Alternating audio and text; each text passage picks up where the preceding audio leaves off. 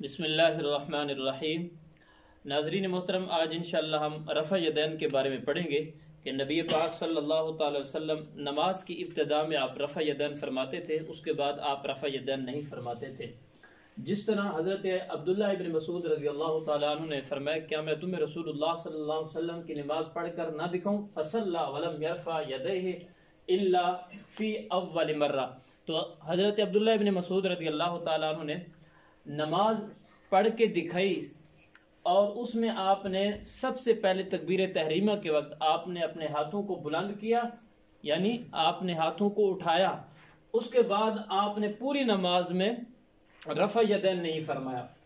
اسی طرح حضرت براء بن عازب رضی اللہ تعالیٰ عنہ فرماتے ہیں کہ نبی علیہ السلام جب نماز کا افتتاح فرماتے رفع یدیہ، تو آپ اپنے دونوں ہاتھوں کو اٹھاتے، کانوں کے قریب تک لے جاتے، ثم لا یعود، پھر پوری نماز میں آپ کانوں کی طرف اپنے ہاتھوں کو نہیں اٹھاتے تھے۔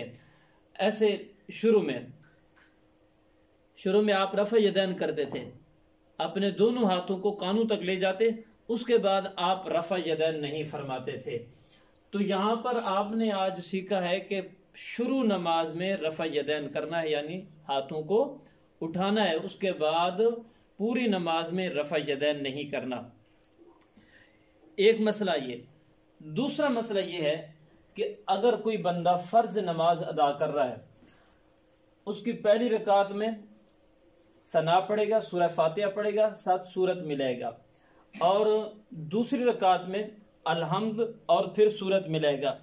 اب فرض کی تیسری رکعت اور چوتھی رکعت میں صرف سورہ فاتحہ پڑھے گا، اس کے ساتھ کوئی سورت نہیں ملے گا۔ یہ فرض کی تیسری اور چوتھی رکعت کے بارے میں مسئلہ ہے۔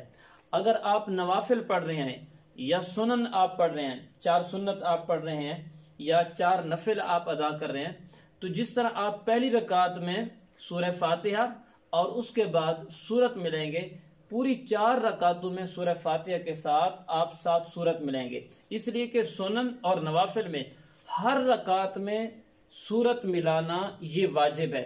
اگر کسی بندے نے سورہ فاتحہ کے بعد سورت نہیں ملے سنن میں اور نوافل میں، تو اس کے اوپر سجدہ سہو لازم آئے گا۔ اگر اس نے سجدہ سہو نہیں کیا تو اس کی نماز نہیں ہوگی۔ لیکن فرض کے اندر اگر آپ نے تیسری اور چوتھی رکعت میں سورہ فاتحہ بھی نہیں پڑھی، صرف کوئی نہ کوئی ذکر کر دیا، یا آپ خاموش کھڑے ہو گئے، پھر رکوع میں چلے گئے، تو پھر بھی آپ کی نماز ہو جائے گی۔